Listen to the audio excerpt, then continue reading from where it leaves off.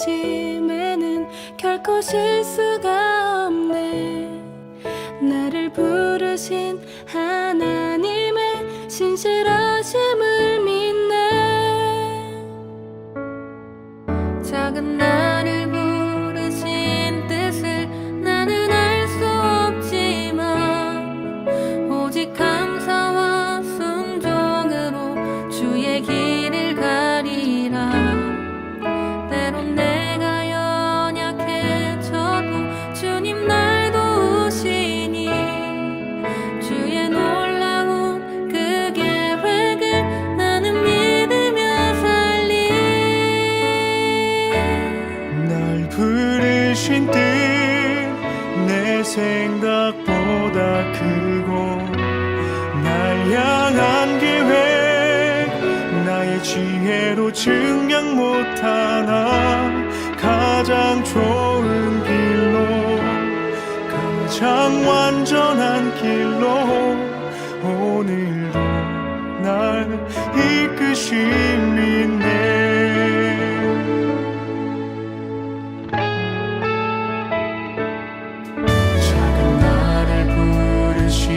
뜻은 나는 알 수 없지만 오직 감사와 순종으로 주의 길을 가리라.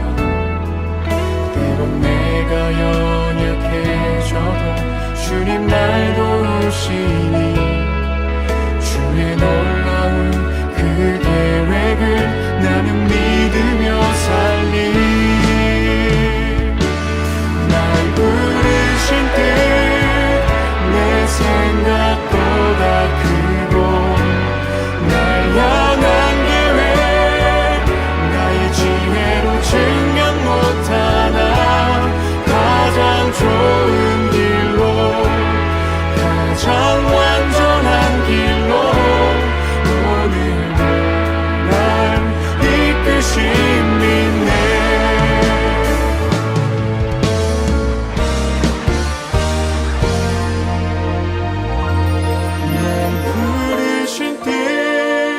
내 생각보다 크고 날 향한 계획 나의 지혜로 증명 못하나 가장 좋은 길로 가장 완전한 길로 오늘도 날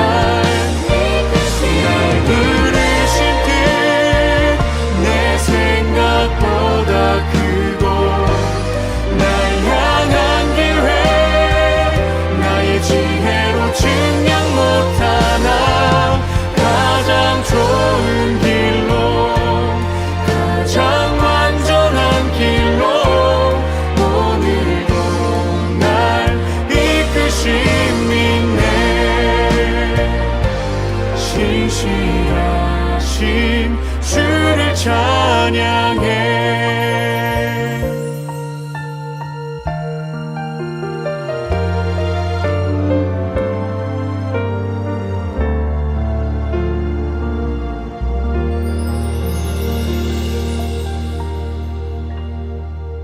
샬롬, 주님의 평강이 여러분과 함께하기를 기원합니다.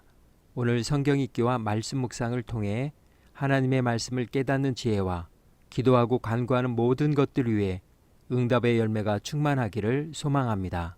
오늘 성경 읽기 내비게이션은 느헤미야 12장 하나님의 공로패입니다. 스알디엘의 아들 스룹바벨과 예수아와 함께 돌아온 제사장들과 레위 사람들은 이러하니라.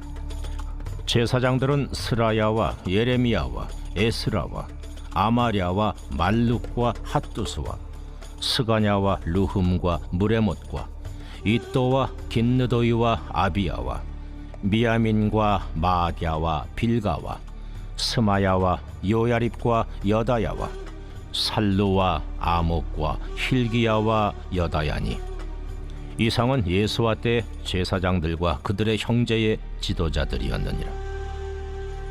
레위 사람들은 예수아와 빈누이와 간미엘과 세레비아와 유다와 마따냐니, 이 마따냐는 그의 형제와 함께 찬송하는 일을 맡았고, 또 그들의 형제 박부기야와 운노는 직무를 따라 그들의 맞은편에 있으며 예수아는 요아김을 낳고 요아김은 엘리야십을 낳고 엘리야십은 요야다를 낳고 요야다는 요나단을 낳고 요나단은 얏두아를 낳았느니라.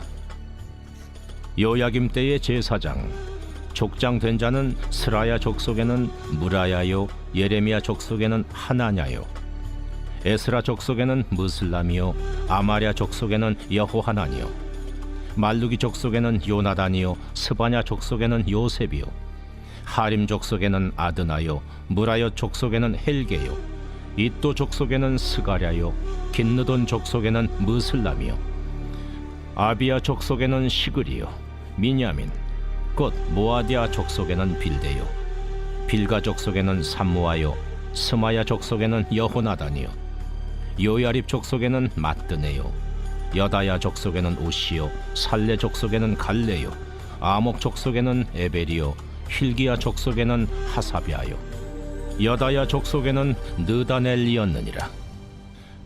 엘리야십과 요야다와 요하난과 얏두아 때에 레위 사람의 족장이 모두 책에 기록되었고 바사왕 다리오 때의 제사장도 책에 기록되었고 레위 자손의 족장들은 엘리야십의 아들 요하난 때까지 역대 지략에 기록되었으며 레위 족속의 지도자들은 하사비아와 세레비아와 간멜의 아들 예수아라. 그들은 그들의 형제의 맞은편에 있어 하나님의 사람 다윗의 명령대로 순서를 따라 주를 찬양하며 감사하고 마따냐와 박부기야와 오바디야와 무슬람과 달몬과 악굽은 다 문지기로서 순서대로 문안의 곡간을 파수하였나니 이상의 모든 사람들은 요사닥의 손자 예수아의 아들 요야김과 총독 느헤미야와 제사장 겸 학사 에스라 때에 있었느니라.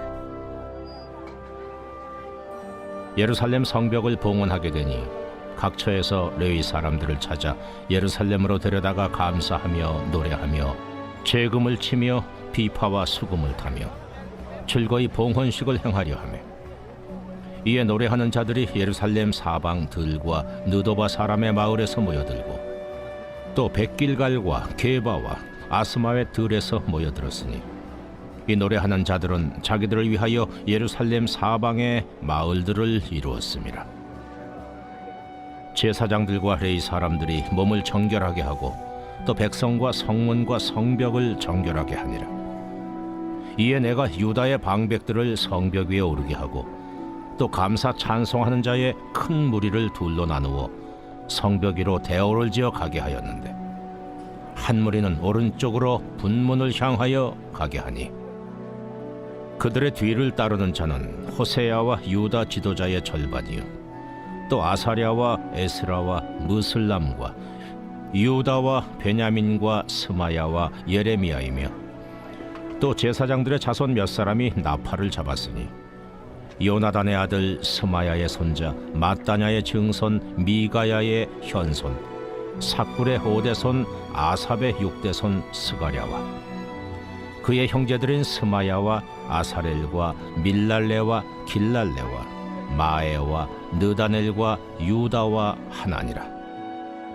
다 하나님의 사람 다윗의 악기를 잡았고 학사 에스라가 앞서서 샘문으로 전진하여 성벽으로 올라가는 곳에 이르러 다윗성의 층계로 올라가서 다윗의 궁 윗길에서 동쪽으로 향하여 수문에 이르렀고 감사 찬송하는 다른 무리는 왼쪽으로 행진하는데 내가 백성의 절반과 더불어 그 뒤를 따라 성벽 위로 가서 화덕망대 윗길로 성벽 넓은 곳에 이르고 에브라임 문이로 옛문과 어문과 하나넬 망대와 한메아 망대를 지나 양문에 이르러 감옥문에 멈추매 이에 감사 찬송하는 두 무리가 하나님의 전에 섰고 또 나와 민장의 절반도 함께하였고 제사장 엘리야김과 마아세야와 미냐민과 미가야와 엘요에네와 스가랴와 하나냐는 다 나팔을 잡았고 또 마아세야와 스마야와 엘라살과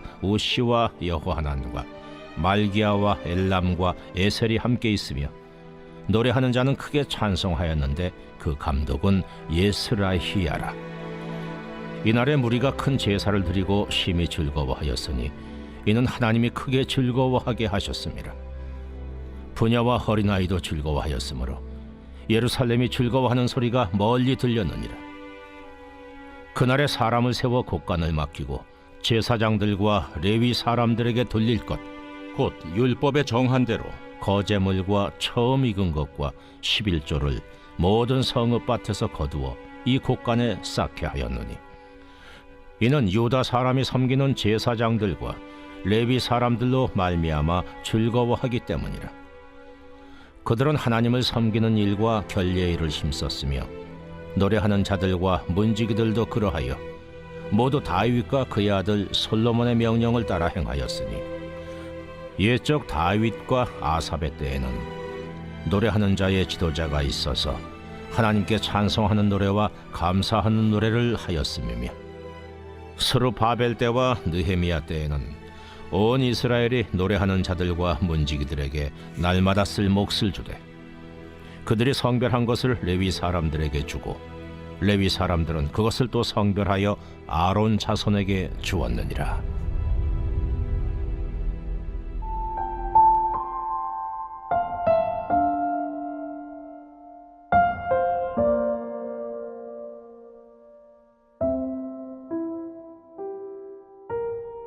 하나님의 공로패.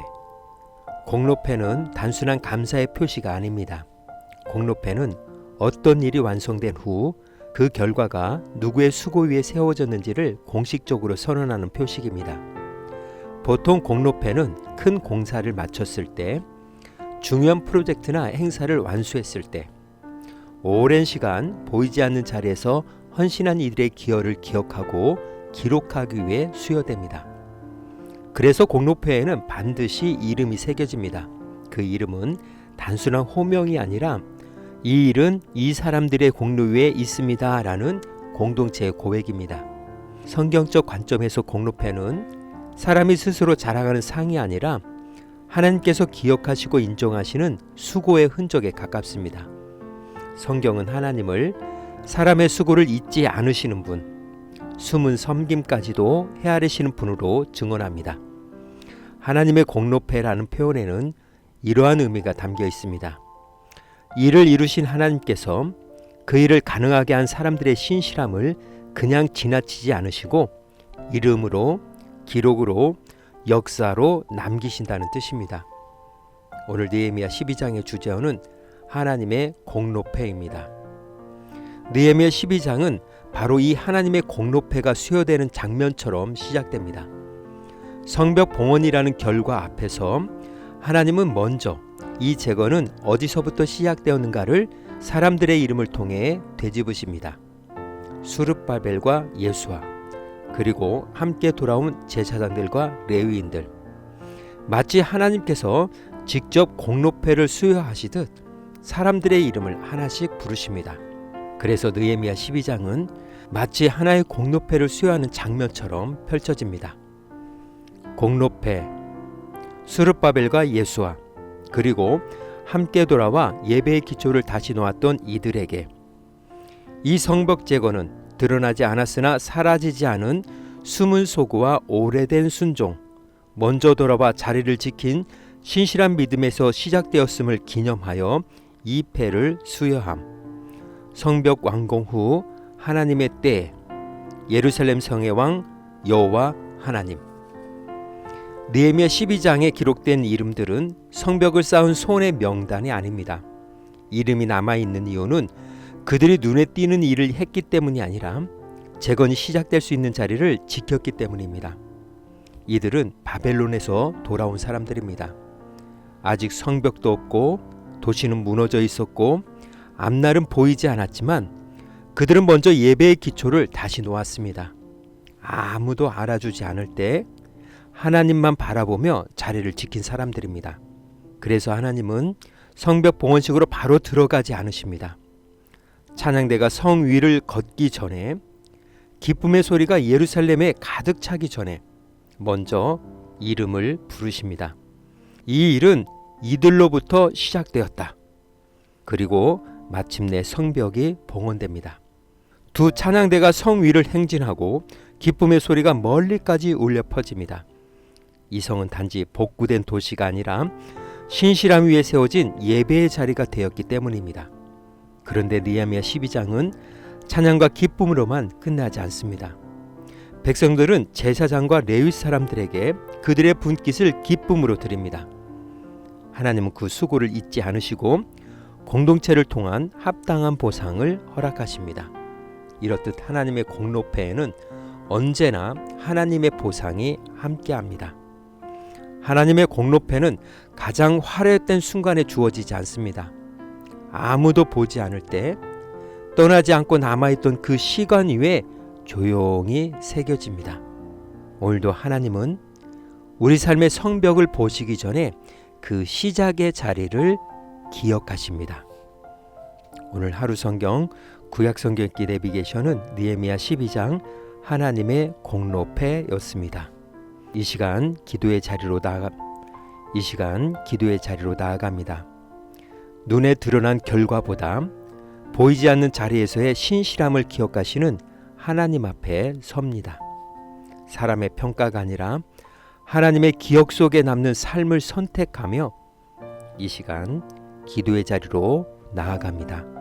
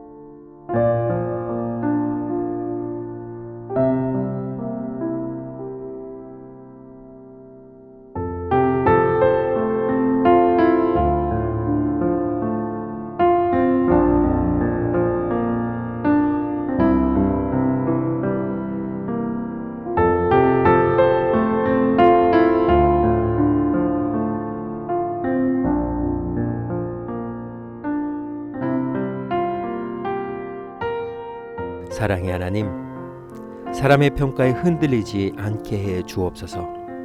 주님이 맡기신 자리에서 묵묵히 예배의 기초를 놓으며 살게 하옵소서. 이치는 수고처럼 느껴질 때에도 주님을 기억하고 계심을 믿습니다. 때가 되면 주님의 방법으로 응답해 주실 것도 믿습니다. 오늘도 하나님의 기억 속에 남는 삶이 되길 원합니다. 오늘은 이렇게 고백하며 나아갑니다. 하나님이 기억하시는 자리를 지키며 살겠습니다. 예수님의 이름으로 기도합니다. 아멘. 이제 음악이 마칠 때까지 자유롭게 기도합니다. 하나님께서 우리의 기도에 귀 기울여 주십니다.